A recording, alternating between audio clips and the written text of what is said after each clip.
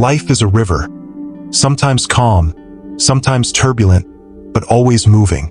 And in its currents, we often find ourselves struggling, grasping for control, or feeling overwhelmed by the chaos around us. But what if the answers to our modern struggles were already written centuries ago? What if the key to resilience, peace, and purpose was hidden in the words of an ancient philosopher who faced hardships far greater than ours? Enter Epictetus, a Stoic sage born into slavery, whose teachings have transcended time to offer profound guidance for today's challenges. His wisdom wasn't about escaping life's difficulties but mastering our responses to them. He taught that while we can't always control what happens to us, we can always control how we perceive, react, and grow from it. In this Wisdom Revised episode, we'll explore 10 powerful Epictetus quotes, each a timeless lesson for modern struggles. These aren't just words to ponder. They're principles to live by, tools to reshape your mindset, and anchors to steady you in life's storms. Whether you're facing uncertainty, fear, or frustration, Epictetus offers a path to inner strength and clarity. So take a deep breath, let go of distractions, and allow these ancient truths to illuminate your way forward. Because the wisdom of the past isn't just history, it's a lifeline for the present. Quote number 1. It's not what happens to you, but how you react to it that matters. Imagine standing in the middle of a storm. The wind howls, the rain lashes, and the ground shakes beneath you. You can't stop the storm, but you can choose whether to cower in fear or stand tall, unshaken. This is the essence of Epictetus' teaching. External events are beyond our control, but our reactions belong entirely to us. We live in a world that constantly tests us. Rejections, failures, betrayals, unexpected setbacks. It's easy to fall into the trap of blaming circumstances, wishing things were different, or drowning in self-pity. But Epictetus reminds us that true power lies not in changing the world around us, but in mastering the world within us. Consider the story of a sailor caught in a tempest. A novice panics, fighting the waves, exhausting himself against the inevitable. But an experienced sailor adjusts the sails, steadies the rudder, and rides the storm with calm determination. The storm is the same for both. What differs is their response. This quote isn't about dismissing pain or pretending hardships don't hurt. It's about reclaiming agency. When life knocks you down, you have a choice: to lie there defeated or to rise with newfound resolve. Viktor Frankl, a Holocaust survivor, echoed this when he wrote, "Between stimulus and response, there is a space. In that space is our power to choose." So how do we apply this? Start by pausing before reacting. When frustration hits, ask, will this matter in a year? Can I control this? What can I learn here? Shift from why is this happening to me to what is this teaching me? Over time, this mental reframing becomes a superpower, transforming obstacles into opportunities. The next time life throws you a curveball, remember, the storm doesn't define you. Your courage does. Quote number 2. Wealth consists not in having great possessions, but in having few wants. In a world that equates success with accumulation, more money, more gadgets, more status, Epictetus offers a radical counterpoint. True wealth isn't about what you own, but what you no longer crave. Imagine two travelers. One carries a heavy sack of gold, hunched under its weight, fearful of thieves, exhausted by the burden. The other walks freely, unencumbered, finding joy in the journey itself. Who is truly rich? Modern life bombards us with messages that happiness lies just beyond the next purchase, promotion, or milestone. But Epictetus, who lived with little material wealth, understood that the endless chase for more is a prison of our own making. The more we desire, the poorer we feel, because desire by nature is insatiable. The antidote? Cultivating contentment with what we already have. This isn't a call to abandon ambition or live in austerity. It's an invitation to distinguish between needs and wants, between utility and vanity. The philosopher Seneca, another Stoic, put it bluntly, "It is not the man who has too little, but the man who craves more that is poor." Consider the minimalist who finds freedom in simplicity, or the artist who creates masterpieces with humble tools. Their richness comes from depth, not excess. So how do we practice this wisdom? Start by auditing your desires. Before buying something new, ask, is this necessary? Or is it a temporary salve for dissatisfaction? Practice gratitude not as a vague notion, but as a daily ritual. Keep a journal of small joys, a warm cup of tea, a conversation with a friend, the silence of dawn. These are the currencies of real wealth. The obstacle, society's relentless conditioning. We're taught to measure our worth by our possessions, to equate scarcity with failure. Breaking free requires conscious resistance. When envy arises, pause. When ads whisper, "You need this," laugh. True abundance flourishes in a mind at peace with enough. Epictetus' words are a mirror. If you feel perpetually lacking, look inward. The richest people aren't those with the most, but those who need the least. As the Tao Te Ching says, "He who knows he has enough is rich." Your wealth isn't in your bank account. It's in your ability to walk through the world light, unshackled by endless wanting. Quote number 3. First say to yourself what you would be, and then do what you have to do. There is a mirror inside your mind, one that reflects not your face, but your future. Every great life begins as a whisper in that mirror. This is who I will become. But too often we skip the first step. We rush into action without clarity, like a traveler setting sail without a destination, hoping the winds will take us somewhere worthwhile. Epictetus cuts through the noise with piercing simplicity. Define yourself first, then act accordingly. This is the difference between motion and direction. You can spend years climbing a ladder, only to realize it was leaning against the wrong wall. But when you truly decide who you want to be, every choice that follows becomes intentional. A student doesn't merely attend lectures.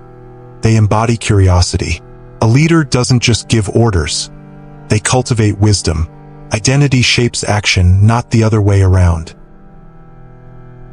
Consider Michelangelo's approach to sculpting. He didn't attack the marble with random chisel strikes. He said, "I saw the angel in the marble and carved until I set him free." Your life is that block of stone. The masterpiece within won't emerge by accident, only by deliberate, patient work aligned with a clear vision. So how do we apply this? Start with the mirror. Ask yourself, what virtues do I admire? Who would I be at my best? Write it down, not as a vague wish, successful, but as a lived truth. I am someone who faces challenges with calm persistence. Then act as if it's already true. Every time you choose patience over irritation, courage over comfort, you carve another piece of your ideal self free. The obstacle, imposter syndrome, that nagging voice saying, "You're not really that person."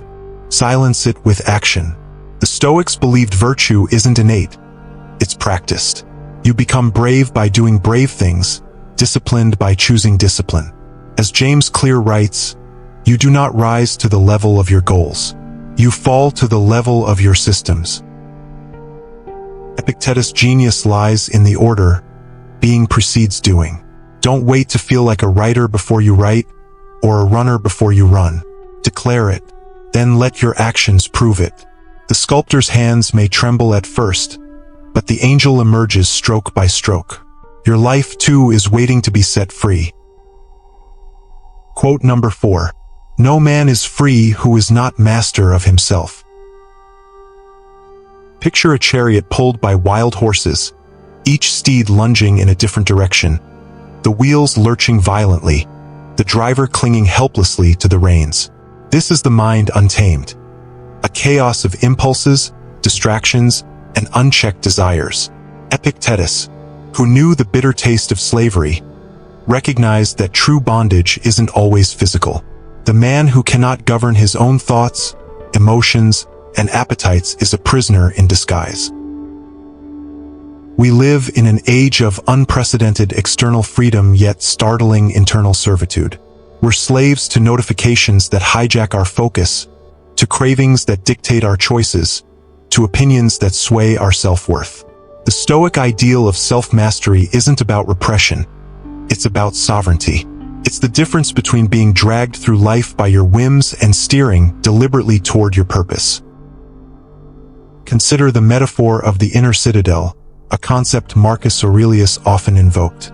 Your mind is a fortress.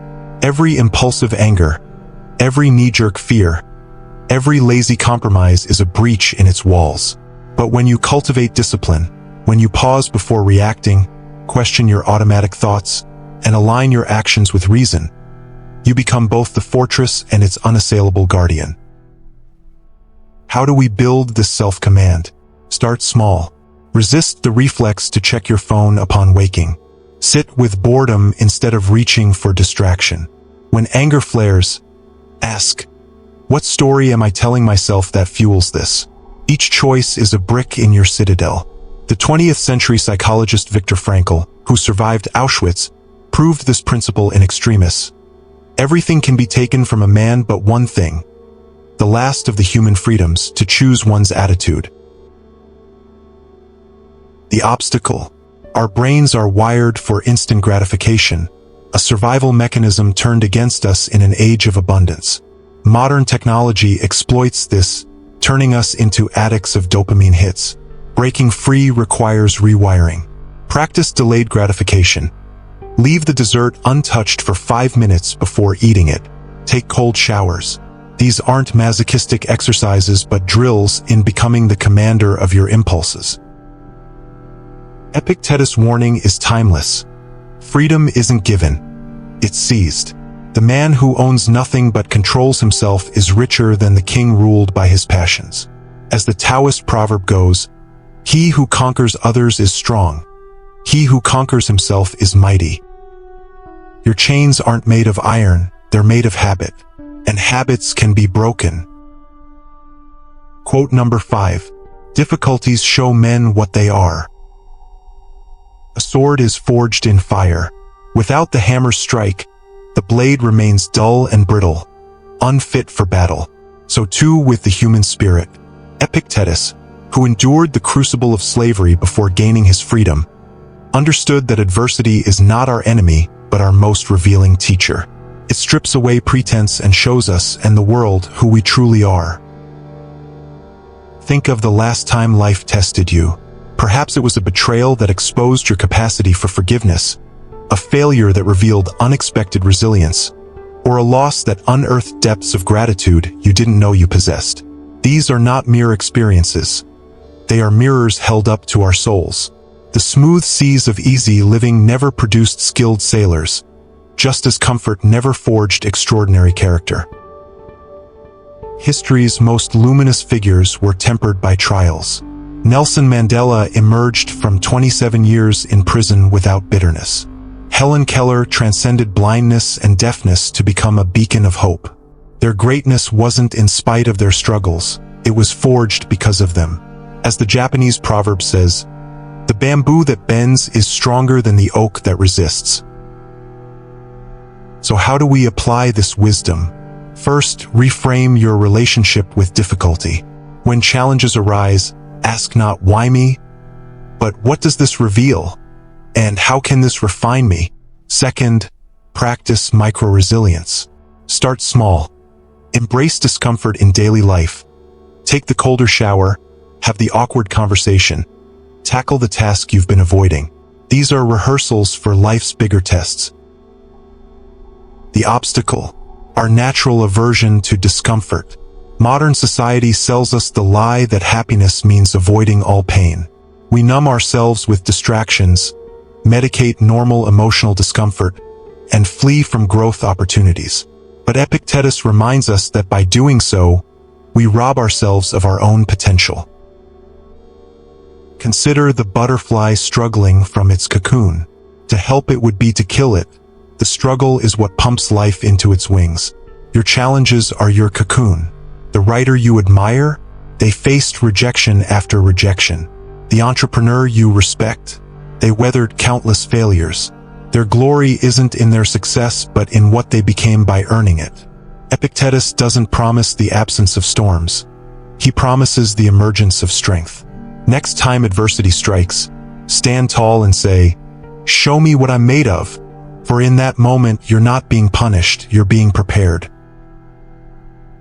Quote number 6. If you want to improve, be content to be thought foolish and stupid. There is a peculiar freedom in being misunderstood, a liberation that comes when you stop performing for the approval of others. Epictetus, the philosopher who walked away from slavery to become a teacher, understood this radical truth. Growth demands the courage to look incompetent before becoming masterful. Imagine a child learning to walk. They stumble, they fall, they appear ridiculous, and yet this is the only path to running. Why should our journey toward wisdom be any different? We live in a world obsessed with image curation, where social media feeds become highlight reels of faux perfection. But authentic growth happens in the shadows of our stumbles. In those raw, unpolished moments when we're willing to ask dumb questions, make visible mistakes, and embrace the awkward phase of learning. The musician's first screeching violin notes, the writer's cringeworthy early drafts, the entrepreneur's failed ventures. These aren't embarrassments to hide but badges of courage to wear proudly. Consider the story of Socrates, who proclaimed himself the wisest in Athens precisely because he alone knew he knew nothing. His willingness to appear foolish, to question everything, to dismantle his own assumptions, became the foundation of Western philosophy. Or observe any master in their field. They didn't spring forth fully formed, but spent years as novices unafraid to look clueless. The Japanese call this shoshin, the beginner's mind that remains open and eager despite expertise. How do we cultivate this liberating mindset? First, practice deliberate imperfection. Share your unfinished work. Speak up when you're unsure. Dance badly in public. Each act weakens the chains of others' opinions. Second, adopt the mantra, "I'd rather grow than impress." When the fear of judgment arises, and it will, ask yourself, what would I attempt if no one was watching? The obstacle, our evolutionary wiring for tribal belonging. Being thought foolish once meant social exclusion, a death sentence in ancient times. Today, this instinct manifests as toxic perfectionism and chronic self-editing. But Epictetus whispers across centuries, you cannot be both a prisoner of applause and an architect of your destiny. There's profound power in becoming what the Zen tradition calls the fool who persists. The fool who keeps painting despite criticism becomes Picasso. The fool who keeps inventing despite ridicule becomes Edison. Your potential lives on the other side of embarrassment. So let them laugh today while you practice. Their laughter will fade, but what you become will echo forever. Quote number 7. Don't explain your philosophy, embody it. The world is full of walking contradictions. People who preach kindness yet harbor resentment, who champion discipline while enslaved to distraction, who quote wisdom they don't live. Epictetus, who taught not with grandiose lectures but through the quiet power of his example, issues a challenge that cuts through our age of performative enlightenment. Let your life speak louder than your words. There's a profound difference between knowing the path and walking it. We've all encountered the armchair philosopher who can debate Stoic principles yet crumbles at minor inconveniences, or the self-help guru whose personal life is in shambles. This disconnect isn't just hypocrisy. It's a wasted opportunity. Philosophy isn't meant to be polished like trophy on a shelf. It's meant to be the compass in life's storms, the calluses on your hands from doing the work. Consider the oak tree. It doesn't announce its strength with fanfare. Its very presence, roots deep, branches steady through seasons, declares its nature. So too with authentic wisdom. When Marcus Aurelius wrote Meditations, he wasn't crafting a bestseller for posterity. He was having a raw conversation with himself, wrestling his own flaws on paper. That's why his words still resonate. They were lived before they were written. How do we embody rather than just explain? Start with what the Buddhists call right alignment, ensuring your smallest actions mirror your deepest values. If you value patience, practice it in traffic jams and slow checkout lines. If you preach courage, speak your uncomfortable truths. Audit your life weekly. Where am I teaching what I need to learn? The goal isn't perfection but integrity, the shrinking gap between what you believe and how you behave. The obstacle. Our culture rewards the appearance of wisdom over its substance. Social media turns insight into content, reducing profound truths to shareable quotes divorced from lived experience. We must resist this alchemy that turns gold into glitter. Real transformation happens in the unphotographed moments. When you choose kindness despite anger, persistence despite fatigue, faith despite uncertainty. Epictetus' message is urgent in our age of curated personas. The world doesn't need more people who can talk about virtue. It needs more people who can bleed it, sweat it, and breathe it. As the poet Rumi urged, be a lamp, or a lifeboat, or a ladder. Not a description of light, but light itself. Not a manual for rescue, but the strong hand that pulls others up. Your greatest teaching won't be what you say, but who you become. Quote number 8. Circumstances don't make the man, they reveal him. Life has a way of stripping away our carefully constructed facades. Like a sudden storm washing away the loose soil to expose the bedrock beneath, crises and challenges don't create our character. They simply uncover what was already there. Epictetus, who rose from the humiliation of slavery to the dignity of wisdom, understood this truth in his bones. We are not defined by what happens to us, but by what happens through us. Think of coal and diamonds. Both are carbon at their core, but it's under immense pressure that their true nature becomes apparent. So too with people. The same financial ruin that breaks one person awakens another's resourcefulness. The same betrayal that hardens one heart softens another into greater compassion. The circumstances are identical. The revelation is personal. This is why two people can experience nearly identical hardships. A divorce, a bankruptcy, an illness, and emerge as completely different versions of themselves. History's most luminous examples prove this principle. Viktor Frankl discovered meaning amid Auschwitz's horrors, while others perished in despair. Beethoven composed his greatest works as deafness closed in around him. Their circumstances didn't make them extraordinary. It simply revealed the extraordinary that was already within them. As the ancient proverb goes, smooth seas do not make skillful sailors. How then do we prepare for life's revealing moments? First, cultivate self-awareness through regular reflection. Ask yourself daily, who am I becoming when no one is watching? Second, practice micro-integrity, those small choices that shape your moral fiber. Returning the extra change a cashier mistakenly gave you, keeping promises to yourself, speaking truth when a lie would be easier. These are the rehearsals for life's bigger tests. The obstacle, our tendency to blame circumstances for our responses. I'm short-tempered because I'm tired. I cheated because the opportunity arose. Epictetus dismantles these excuses. The tired person can choose patience. The tempted person can choose honor. Your circumstances are the weather, your character is the climate. One changes hourly, the other develops over a lifetime. Consider the Japanese art of kintsugi, where broken pottery is repaired with gold. The cracks aren't hidden, they're illuminated. Your trials work the same way. They don't create weaknesses, but reveal where you need golden repair. Next time life tests you, remember, this isn't happening to you, it's happening for you, to show you who you've been all along and who you're capable of becoming.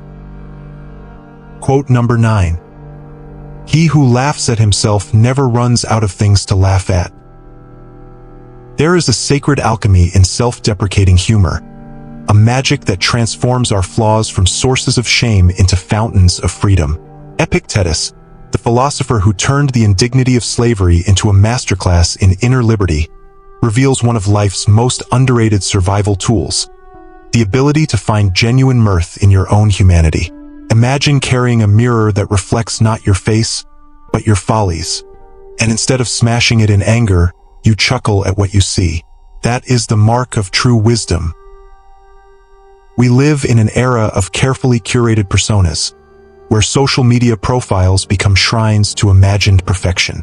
But the person who can openly laugh at their own missteps, their awkward phases, their failed attempts, their irrational fears, experiences a liberation unavailable to those trapped in the prison of their own self-seriousness.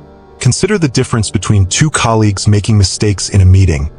One flushes with embarrassment and stammers excuses, while another grins and says, "Well, that's today's demonstration of how not to do it." The error is the same. The suffering is optional. This philosophy finds echoes across traditions. The Zen masters teach that enlightenment begins when we stop taking ourselves so seriously. Medieval court jesters were often the wisest figures, their humor disarming truth-telling. Even modern neuroscience confirms that laughter reduces stress hormones while increasing endorphins, literally healing us through humility. The person who can find humor in their own humanity carries an unshakable peace, for they've made friends with their imperfections rather than waging war against them. How do we cultivate this joyful self-awareness? Start by collecting your own museum of failures, not as trophies of shame but as artifacts of growth. That disastrous first date, the time you tripped on stage, the idea that spectacularly flopped, frame them in your mind as comedy rather than tragedy. Practice the art of self-roasting. When you catch yourself being pretentious, overly dramatic, or accidentally foolish, narrate it like a humorous observer would. And here we see the philosopher, having meditated on patience all morning, now angrily muttering at the slow elevator. The obstacle, our ego's desperate need to appear competent at all times, a need that ironically makes us more fragile. As psychologist Carl Rogers observed, "When I accept myself as I am, then I can change." The person who must never look foolish never truly grows. But the one who can laugh at their stumbles, they dance through life with the freedom of someone who knows that perfection is prison, but humor is wings. Epictetus doesn't suggest we ignore our flaws. He invites us to disarm them with laughter. Your quirks and blunders aren't defects. They're the brushstrokes that make your humanity a masterpiece worth smiling at. After all, the gods must be endlessly entertained watching serious people try to be perfect. Why not join in their laughter? Quote number 10. You are not your body or possessions. You are your choices and actions. In a world obsessed with labels, job titles, bank balances, social media followings, Epictetus delivers a thunderbolt of truth. You are not what you have, but what you do. Imagine two men standing before a mirror. One sees only his aging face and frayed collar. The other sees the sum of his kindness, his courage, his kept promises. The first is a prisoner of appearances. The second walks free in the knowledge that his essence cannot be bought, aged, or stolen. This distinction cuts to the heart of human suffering. We confuse our having with our being, believing a newer car will make us more significant, or that wrinkles make us less valuable. But history's most enduring figures prove otherwise. Socrates owned nothing yet shaped millennia. Joan of Arc wore peasant clothes yet commanded armies. Their power came not from possessions but from conviction, the willingness to act according to principle regardless of circumstance. Consider the metaphor of a theater. Life provides the stage and costumes, our bodies and belongings, but the play's meaning comes from the actor's choices. A king's robe doesn't make wisdom, just as shackles don't prevent virtue. When Epictetus says, "You are your choices," he declares that identity is fluid, reshaped daily by decisions. The impatient person can become patient through patient actions. The coward can become brave through brave deeds. We aren't fixed entities but ongoing creations. How then do we live this truth? First, conduct a daily essence audit. Ask, today, did I act in ways that reflect who I aspire to be? Not what did I acquire, but what did I express? Second, Practice detachment dressing. Wear clothes far above and below your status. Notice how little these affect your core self. The billionaire and the monk both thirst when stranded in the desert. Our shared humanity lies in experience, not externals. The obstacle. Consumer culture's relentless equation of worth with wealth. Advertisements whisper that you are your car, your watch, your home. Social media reduces people to curated highlight reels. But remember, when death strips all possessions away, as it must, only your choices echo forward. As the Tibetan Book of the Dead reminds, you can take nothing with you but what you've become. Epictetus' insight is both terrifying and exhilarating. You cannot control what life gives you, but you alone control what you make of it. Your body will age, fortunes may rise and fall, but the part of you that matters, the part that loves, creates, perseveres, exists beyond matter itself. This is the ultimate freedom, to know yourself not as a noun, but as a verb, not a static thing, but a living choice in progress. As we return from this journey through Epictetus' wisdom, one truth stands unshaken. The storms of life do not shape us. They reveal what we're made of.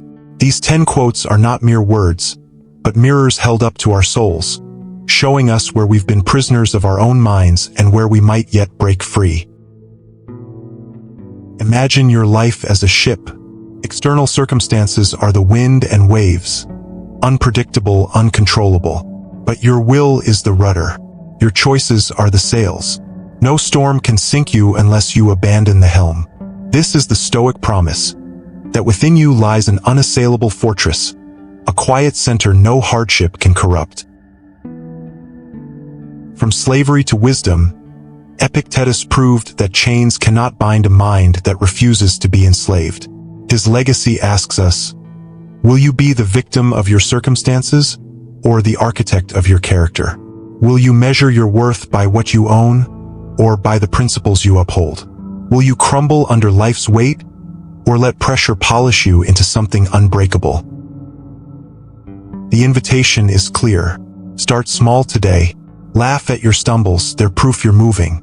Choose one action that aligns with your highest self. Release what you cannot control and pour that energy into what you can. This is how ordinary lives become extraordinary, not by avoiding the fire, but by letting it forge you. So as you step forward from here, carry this truth like a torch.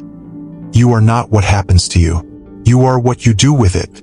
The world will test you, but it cannot define you unless you let it.